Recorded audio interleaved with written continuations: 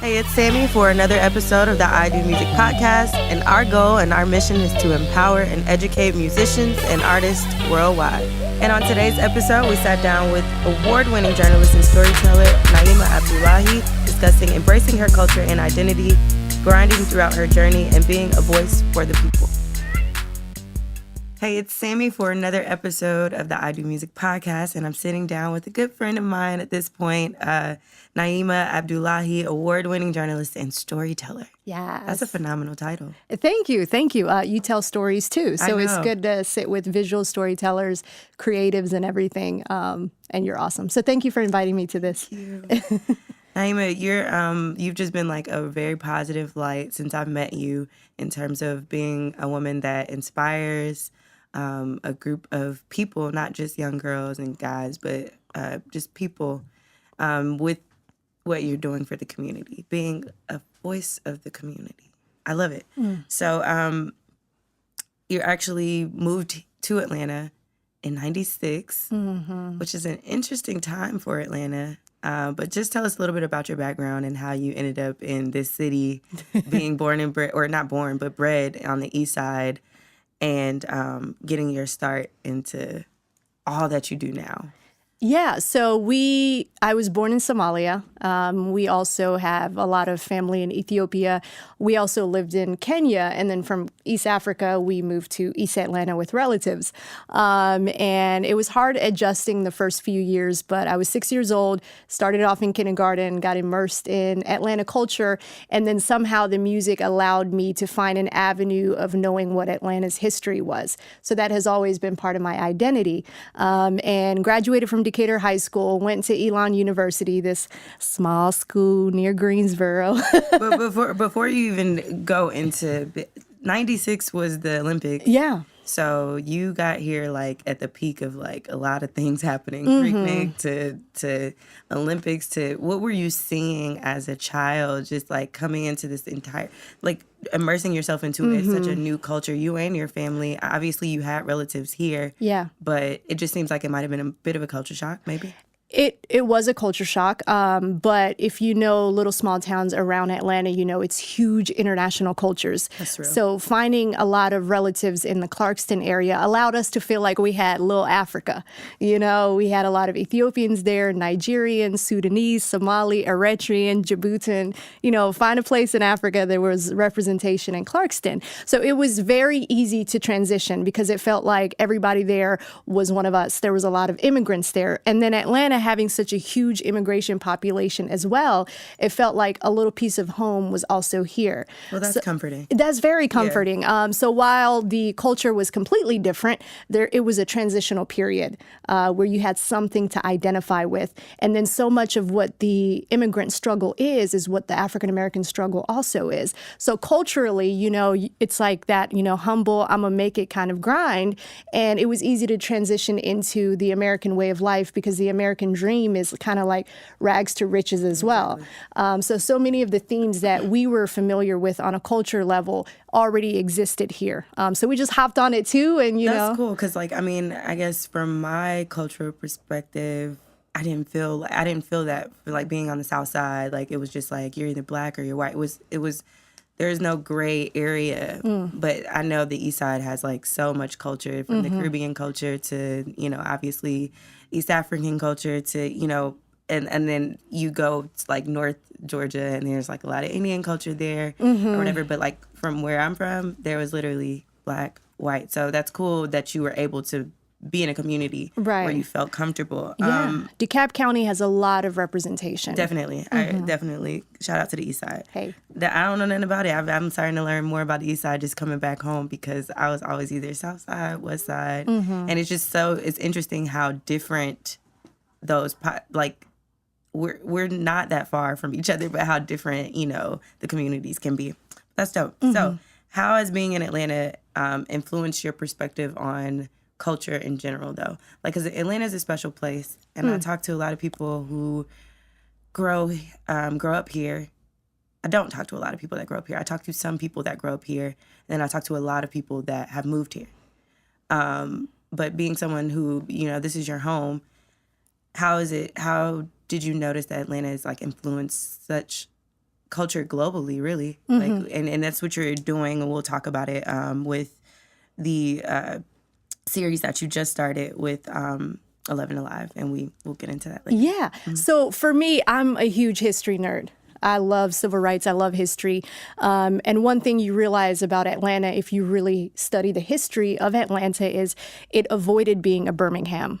It avoided being a Harlem. It avoided being a Memphis. And a lot of our icons, every street name in Atlanta has a significant history.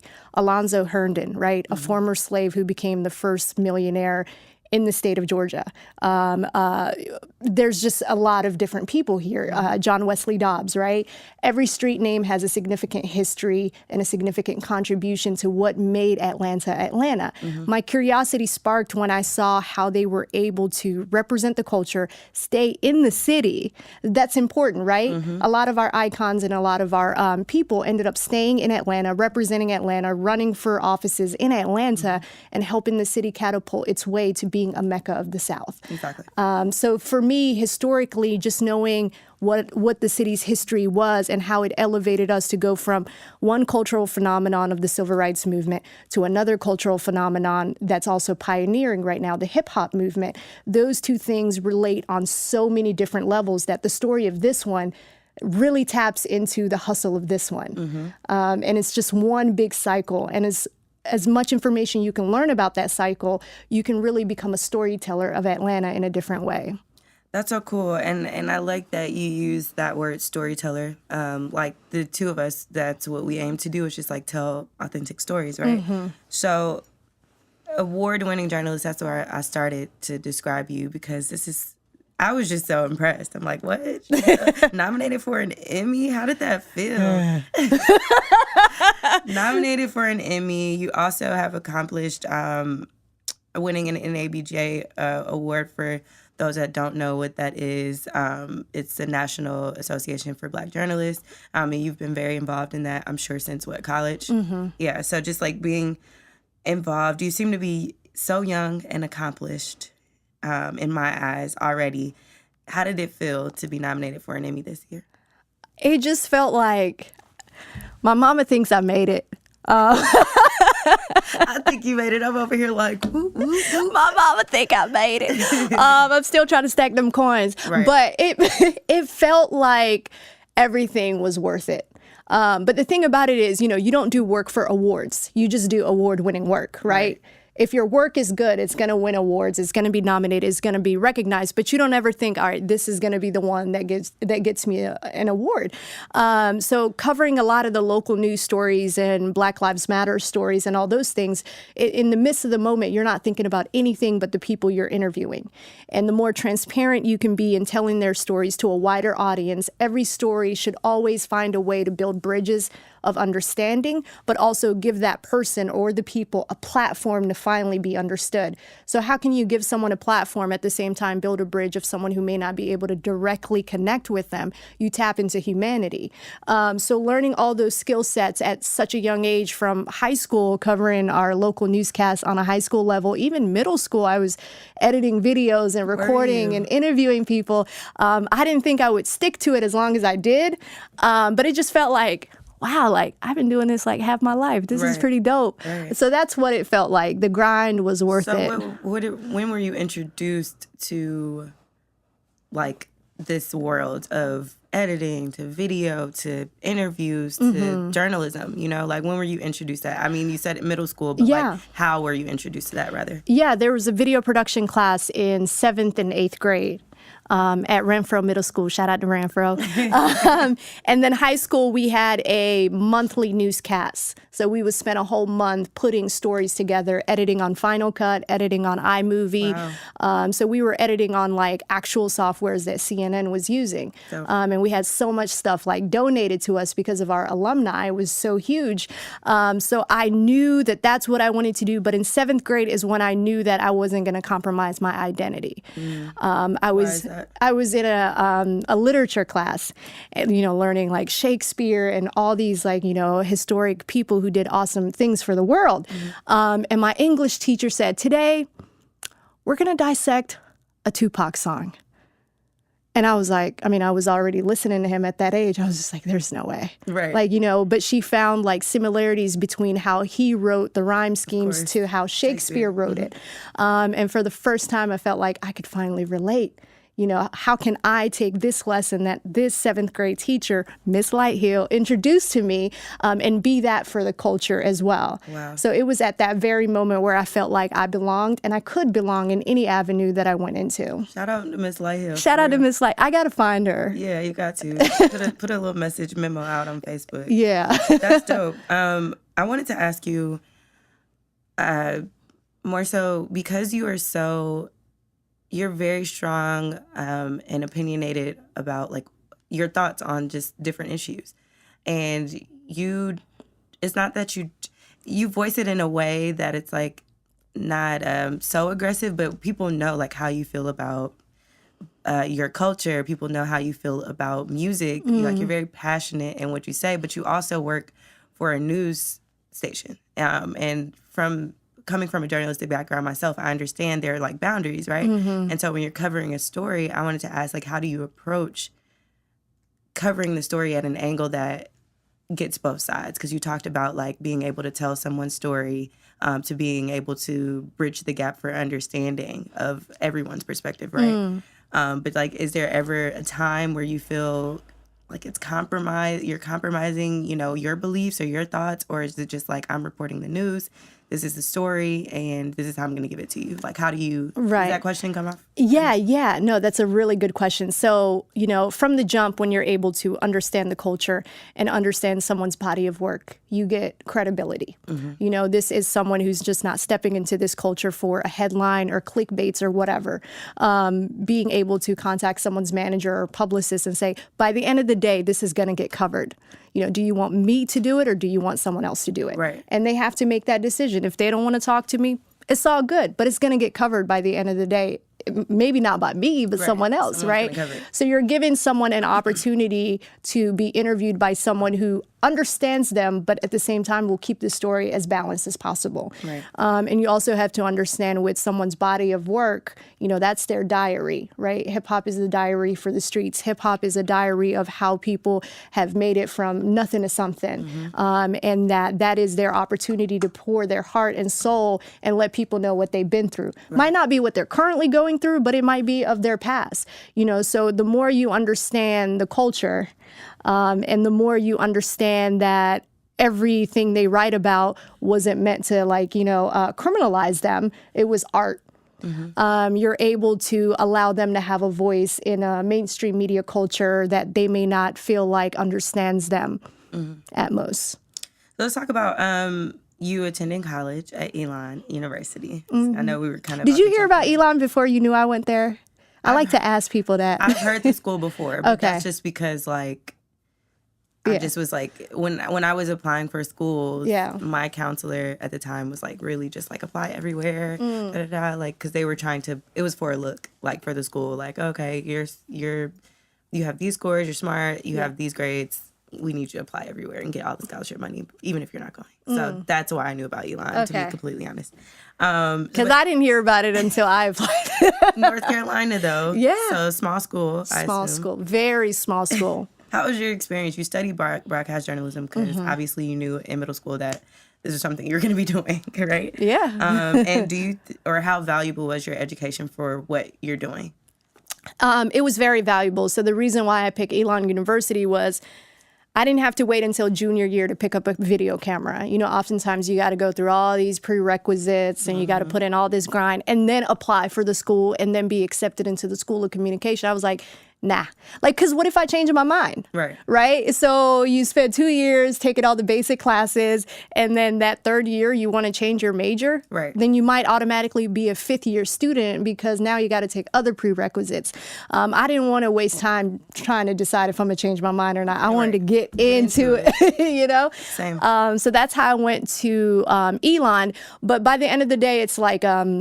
college education is like it's a way to expand your mind and your knowledge. It doesn't automatically say you're going to be successful. Anyone can come from any background and still be successful. It's like it's a gym membership. It's about how much you're in the gym, not the membership that you got. Right, so you can show up and, but you'll never really see the labor of what you do if you don't grind as hard as a Georgia State student putting in more work than you. Right. So I knew already going into Elon that, it wasn't going to make me elite or prestigious. Like, it was just an avenue to get to my dream. Dope.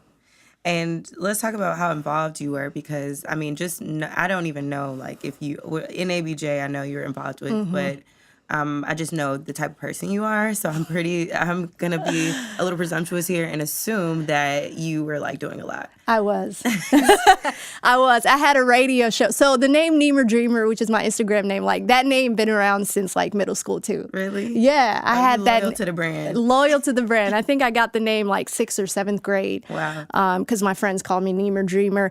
And then when I was in college, I had a radio show called the Neima Dreamer Radio Show. Oh, wow. And then, with my love for music, my freshman year, I started a student-run record label. Yeah, we're going to get into that, too, because, I mean, you started an entire independent music label in North Carolina at the time. What was that like? How was that experience? Well, I knew Duke University had one, UNC Chapel Hill had one, App State had one, and just like talking to all the presidents from the other schools where they already had an established brand, I was like, well, what can I do to make Elon have a student-run organization that produces albums? Sure. And that's how we were able to start it, but that was a beautiful time in my life. That's dope. Yeah, your love for music is so apparent. Just like, it's very obvious, but it's so cool to see how you have fused your love for music with what you're doing. Trying. No, you're doing it though. Yeah. You really are. Thank you.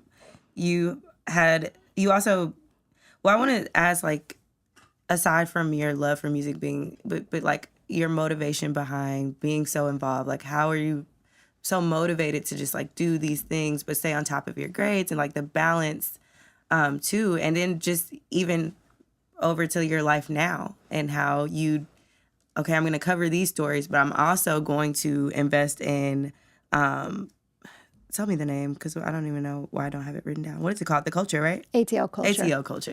Yeah, your show. Yeah, it's all about innovation, doing things that are so passion-driven that it doesn't feel like work. I mean, you do 10 million things. We relate on many levels.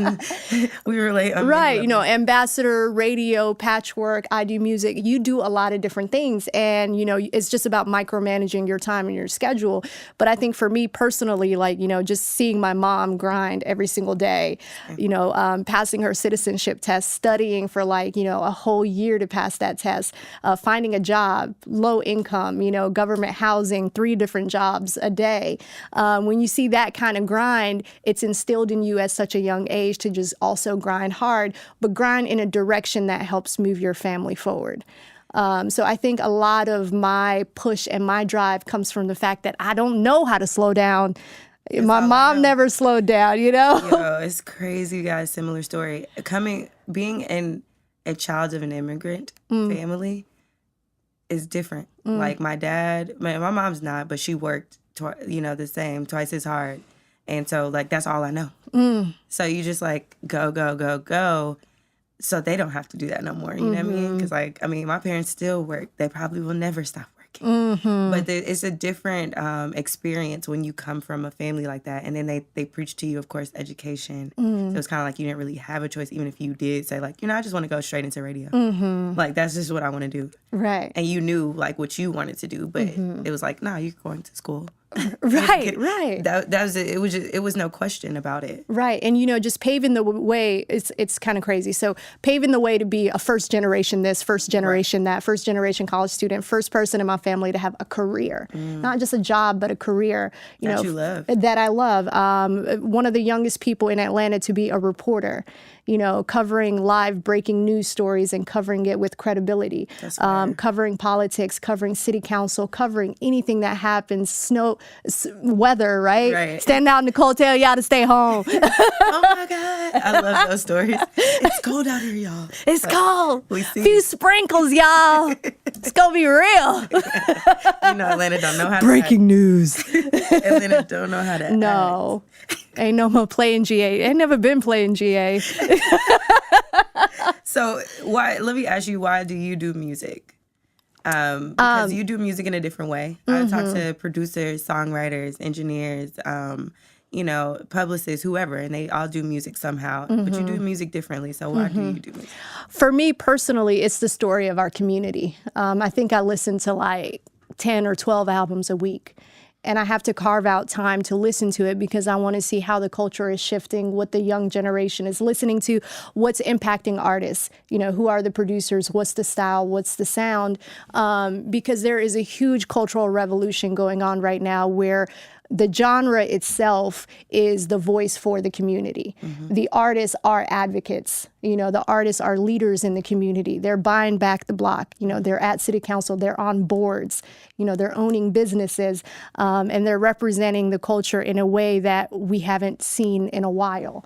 And I think a lot of it has to do with the woke generation that we're in, right? The social media hashtag generation where the voice of a community can be heard all over the world with one hashtag. Like, that's crazy, right? You see stories like moving like that. Small town in California, Atlanta knows about it.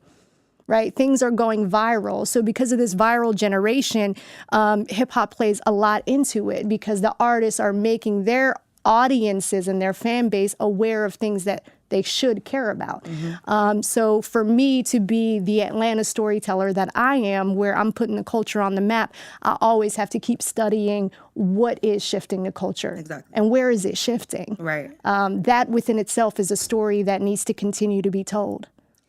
Well, I was going to ask, why is it important to tell stories? I already said it. Yeah, you've had interviews with like the top hip hop artists in Atlanta, and many others. It never hits me though. Like you talked to T.I., Gucci, like Killer Mike. I mean, so many. And you've gone on to produce a 30-minute docuseries, which is dope, about the Atlanta hip hop scene specifically. And a short documentary about the rise of the Migos, right?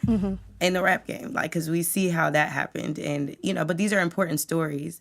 So it's cool that you're able to tell them. But, it seems like there was a missing piece to, why weren't those stories being told initially? Why were we missing that from even the news? I know...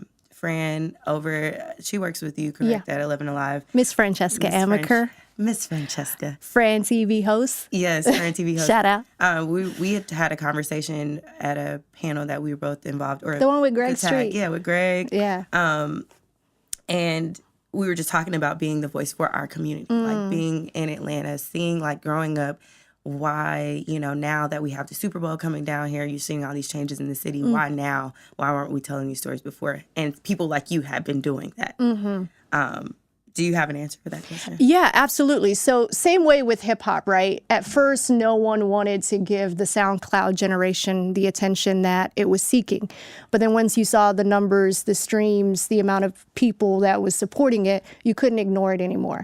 If hip hop and entertainment is not getting a lot of attention on a local level, once you see what it's doing on YouTube, once you see what it's doing on social media and different websites, you can't ignore it, that there is a massive following that cares about this topic. Yeah. So here I am walking into a newsroom, and you get the breaking news stories, and now you know why that artist is trending, why this artist is trending, but no one in the newsroom has ever heard of that artist. Exactly. Right? So you're kind of helping be a bridge builder. Yeah.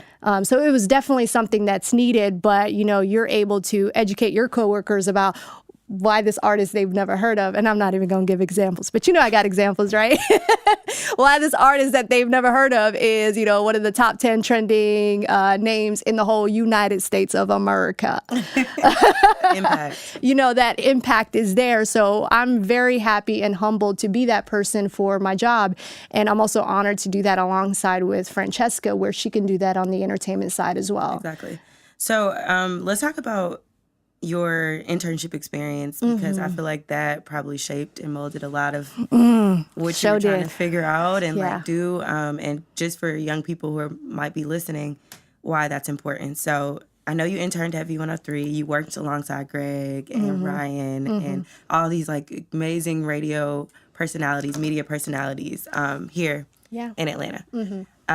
But tell us about it, because did you intern you interned other places as well? Yeah. You were grinding. Grinding. Multiple internships. Talk about the grind. I would do a morning show shift at a local news station in Atlanta. So that's 3 a.m. to noon. And then I would do the 2 p.m. to 6 p.m. when Ryan was on that shift. And then I would go home at 7 or 8, go to bed, wake up at 1 a.m., and then do it all over again.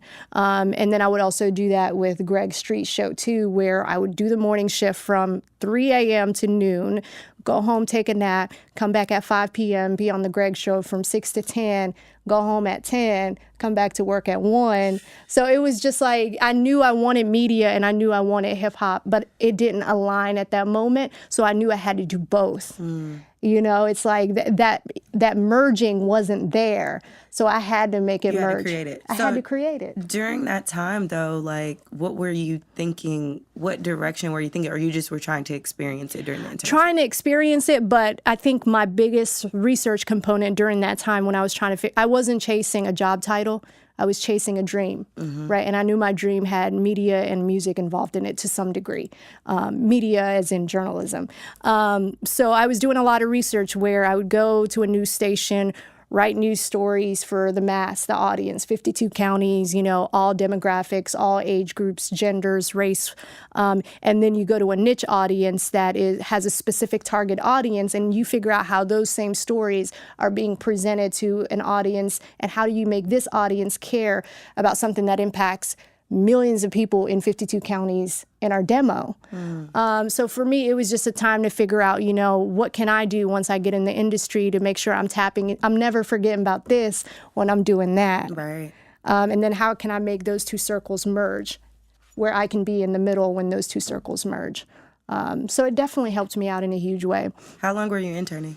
2 summers at V103 and then 4 summers at a local TV station here. And then I was also doing Source Magazine in North Carolina, 2-3 other things on the side, and then running a label. Just like, I don't know how to slow down. And then I worked at a hair salon, receptionist. I took your credit card. How was your service? And then I worked at Quiznos and then a shoe store too. I wasn't good at Quiznos, but It was just a moment. It was a moment. That's the only job I've ever been fired from. For real? You was fired? I was fired. Mr. Anil Patel was like, I couldn't memorize how to make he wanted me to make every sub without looking at the ingredients. And it was just I'm thinking about 30 different things right now. I cannot think about these sandwiches. I just need my check. Yeah, but I wish there was more Quiznos in the city because I really miss those subs. You hungry? I'm hungry. Me too, girl.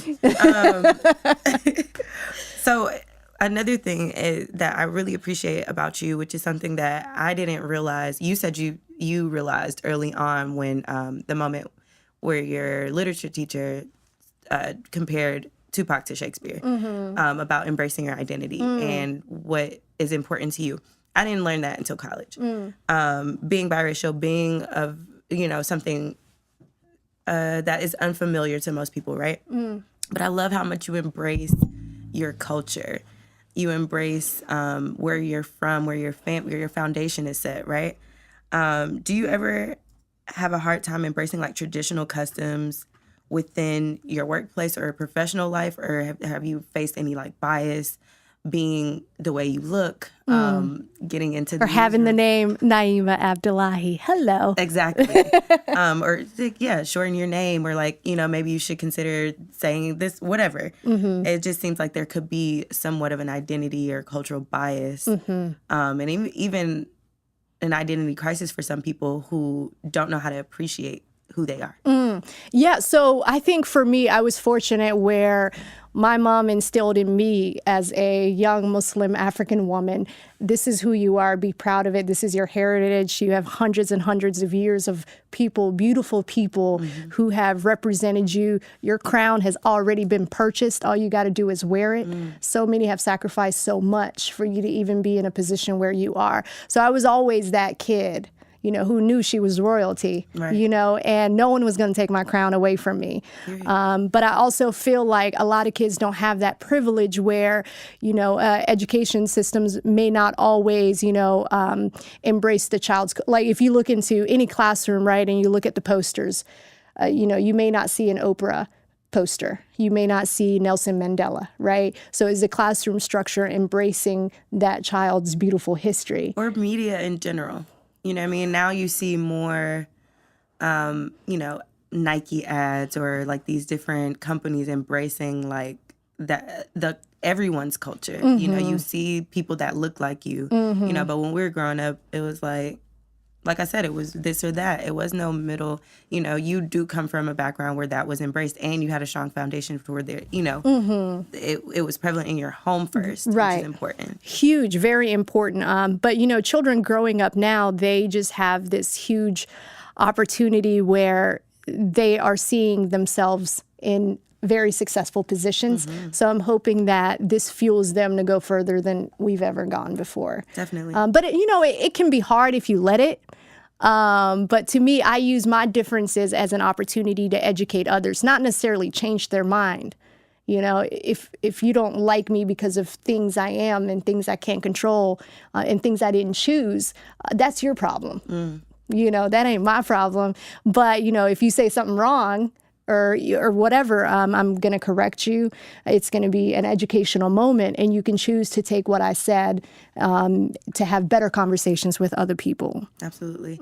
So we were talking off the record about our new I like year. that phrase, off the record. Off the record, we were talking a little bit. I use that phrase a lot because I have a lot of conversations off the record that I'm like, can I talk about it? No, just like, but we were having a conversation off the record about what our new year was going to look like, whether it be a resolution or, a goal. And you, since you were a child, had a dream. So I ask you, for 2019, how are you going to continue to align with that dream? And what is the next thing that's going to take you the next step closer to that?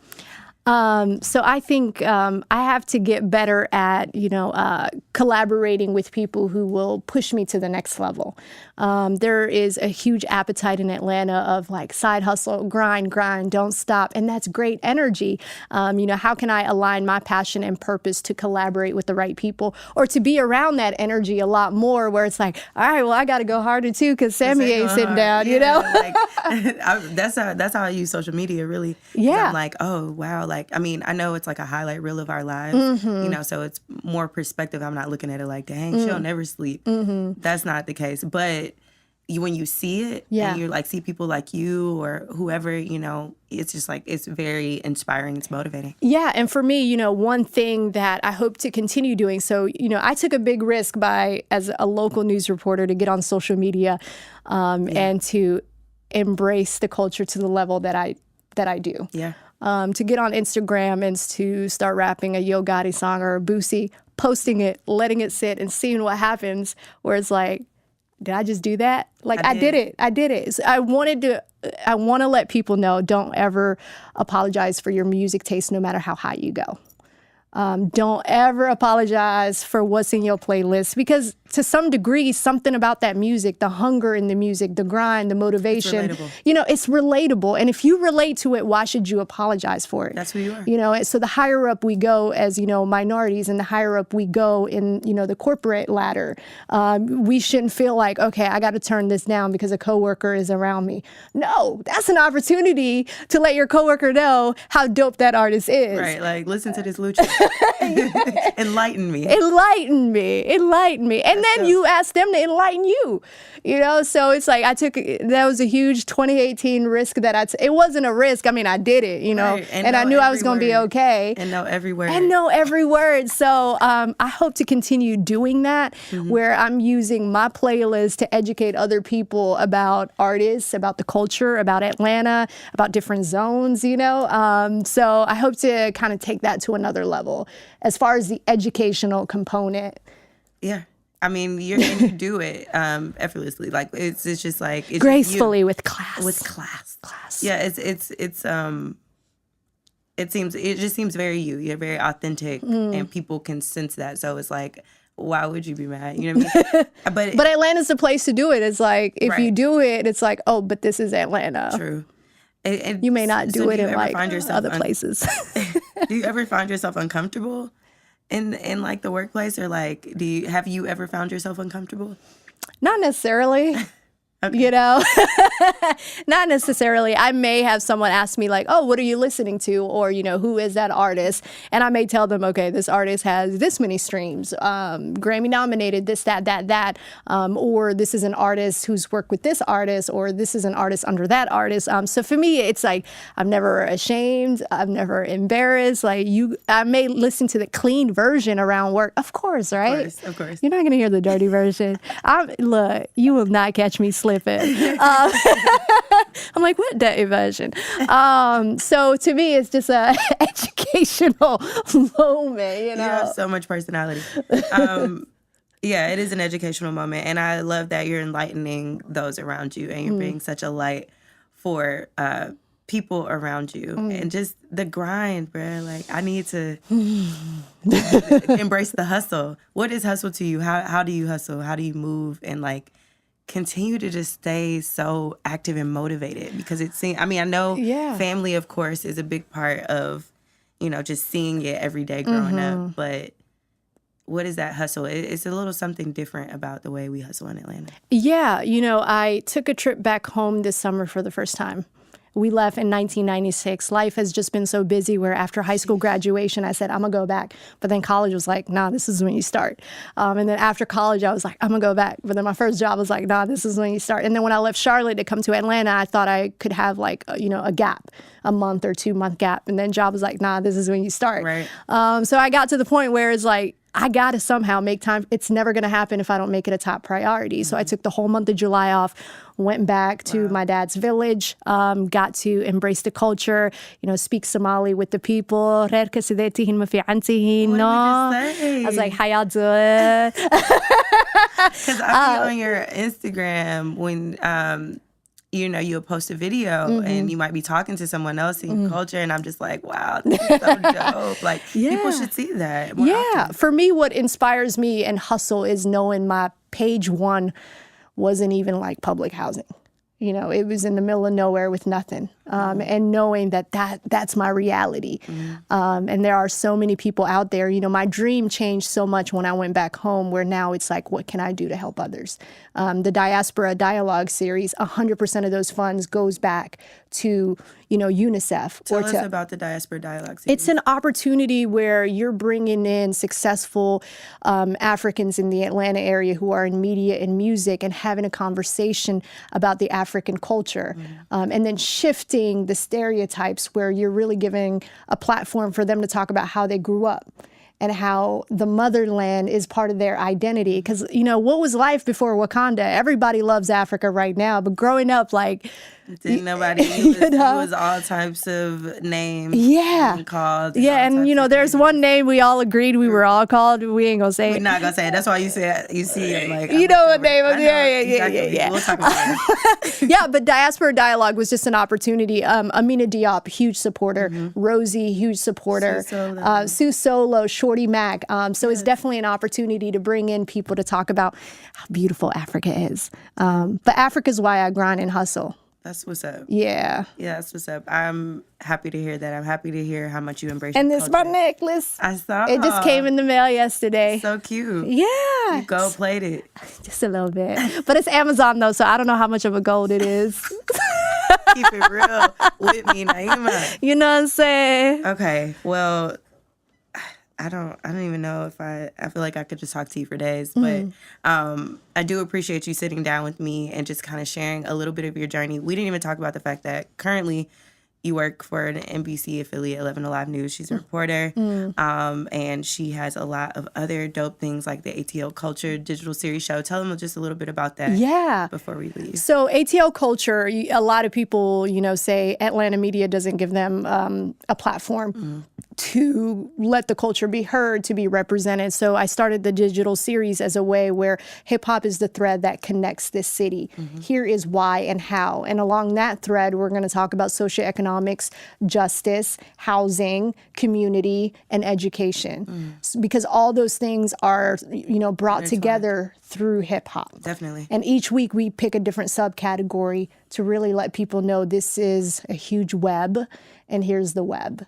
Dope. You know, it's not just one dimensional like a lot of people assume. And where can they find that? Like, where do we look? Yeah, so right now is just 11alive.com, 11alive.com.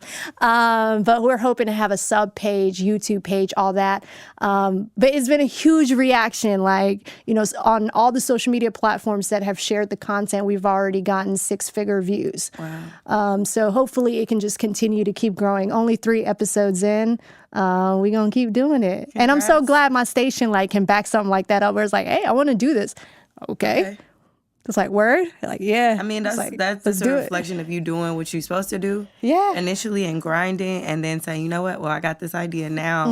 You know, since I've been doing this, this only makes sense. So congrats to you. Thank you. Much success for ATL Culture, for Neima Abdulahi to be, you know, the most poppin'. We're going to get an Emmy and some more stuff in the years to come. And you gonna be on that stage getting one too. Soon you know? Come, sis. Keep talking about it. I love it. So tell them where they can find you on social media so they can keep up with all the amazing things. Yeah, at Neima Dreamer. Hey, Neimer Dreamer.